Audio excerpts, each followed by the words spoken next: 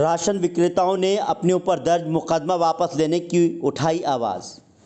बीते दिनों कुछ राशन विक्रेताओं के द्वारा खराब राशन दिए जाने की शिकायत आला अधिकारियों तक पहुंची। इसके बाद से अधिकारी हरकत में आए और उन्होंने कोटेदारों की जांच शुरू कर दी। कई जगह से कोटेदारों के द्वारा वितरण किए जाने वाले राशन के सैंपल भरवाए गए।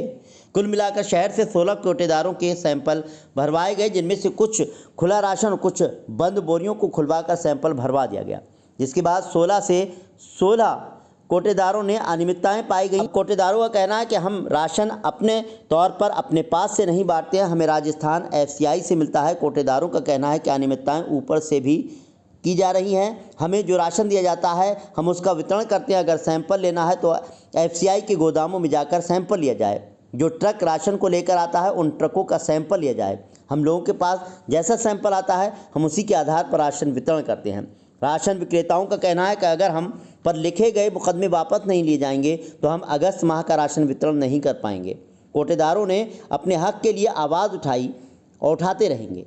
ज्ञापन देने वालों में नरेश सागर, अंकित अग्रवाल, हिमांशु गौड़, कुमारी पूजा, वसीम बेग, उवैश अहमद, साकिब रजा, छेदा लाल, दिवाकर, हरीश गुप्ता, अतुल गुप्ता, गौरव, प्रमोद कुमार वगैरह मौजूद थे। बरली दर्पण के लिए ब्यूरो रिपोर्ट। हम लोग का मामला ये है कि एक तो हमारी मशीनों में सर्वर नहीं आ रहा। इस महीने 8 जुलाई से मशीनें शुरू हुई हैं, आज 15 जुलाई हो गई। 8 दिन में किसी भी दुकान का वितरण पूरा नहीं हो पाया है। अब हम लोग को तुलाई वाला रोज की रोज बनाना पड़ता है, उसकी वजह से हमारा खर्चा बहुत हो रहा है। और दूसरा मामला, मेन सबसे मामला ये है कि फूड सेफ्टी डिपार्टमेंट द्वारा सितंबर 2024 में खाद्यान्न के लाइसेंस सैंपल भरना शुरू करे गए थे, जिसकी रिपोर्ट अब जुलाई 2024 में आई है।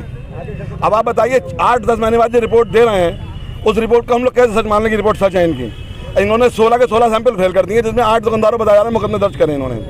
हमें जो खाद्यान्न मिलता है वो FCI के द्वारा मिलता है, ठेकेदार के द्वारा। ठेकेदार हमें ला के देता है, हम जनता में बांटते हैं। बंद बोरी सैंपल भरा जाता है, उसके बाद भी सैंपल फेल कर देते हैं। ये कोई भी सैंपल इनका पास नहीं हुआ है, तो इसमें कोटेदार का दोष कहाँ पे, आप ये बताइए। आपको कब पता लगा कि कोटेदारों पर मुकदमा? हमें 13 और 14 तारीख के अमर उजाला अखबार से मालूम पड़ा कि कोटेदारों पर मुकदमे दर्ज करे गए हैं। तो हमने उसके लिए इनसे बात करी। ये बोले भाई आप लोग के सैंपल फेल हुए हैं। हमने सैंपल हमारे फेल हुए, इसमें हमारी क्या गलती है? हमें तो FCI ने माल दिया, हमने वो माल बांटा। ठेकेदार के द्वारा जो माल आया बोले ये आप लोग अपने स्तर से देगी, हमारे जो काम था हमने कर दिया। हमने ठीक है, आपने जो काम कर दिया हम अपना काम करेंगे शुरू।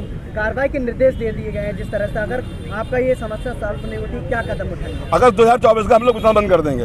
वापस होना चाहिए। अगर हमारे मुकदमे वापस नहीं होंगे तो हम अगस्त 2024 में वितरण बंद कर देंगे। हमारे संग व्यापार मंडल भी जुड़ चुके हैं बरेली के। भारतीय उद्योग व्यापार मंडल के महानगर अध्यक्ष जी और जिलाध्यक्ष जी आ चुके हैं हमारे साथ। पूरे जिले में बंद कर देंगे, पूरे जिले में वितरण बंद कर देंगे हम।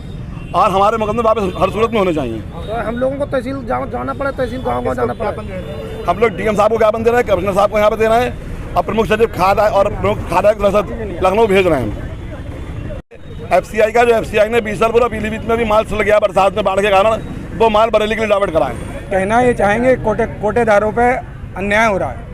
कोटेदारों पर अन्याय हो रहा है तो उसके विरुद्ध में व्यापार मंडल उनके साथ खड़ा हुआ है। अगर मुकदमे तत्कालीन वापस नहीं लिए जाते हैं तो व्यापार मंडल कोटेदारों के साथ है, और धरना प्रदर्शन और विरोध जो भी हो सकता है कोटेदारों के साथ रहेगा व्यापार मंडल। जब भी मामले इस तरह के आते हैं, लगातार शोषण हो रहा है कोटेदारों पर, और कोटेदारों पर एक आरोप लगता है कि कम वितरण करते हैं, उनके लिए क्या कहना है? बिल्कुल अन्याय की बातें हैं। कोटेदार कहीं कोई कम वितरण नहीं करता। कोटेदारों को गल्ला भी कम ही मिलता है। जब गल्ला आता है ना बोरी का वजन होता है, कमीशन बेसिस पे इनका काम है। कोटेदार कोई चोरी नहीं करता है। कोटेदार बिल्कुल न्यायप्रिय काम करता है, जनता के साथ 24 घंटे की कोटेदारी की ड्यूटी है। अच्छा, उसके बाद भी कोटेदारों को कहीं ना कहीं किसी काम में लगा रहना पड़ता है, सरकारी किसी काम में लगा रहना पड़ता है। अच्छा, अब सर्वर वाली बात है, कोटेदार के प्रदेश अध्यक्ष अंशुल भाई ने बताया कि सर्वर डाउन है, एक व्यक्ति अन्न भी नहीं रखना पड़ता है, खर्चा बढ़ता है, तो खर्चा कहाँ से देगा? अगला कदम व्यापार मंडल का क्या होगा? व्यापार मंडल कोटेदारों के साथ है और कंधे से कंधा मिलाकर कोटेदारों के साथ है। अगर ये मुकदमे खत्म नहीं होते, व्यापार मंडल कोटेदारों को बिल्कुल साथ रहेगा मुकदमे खत्म होने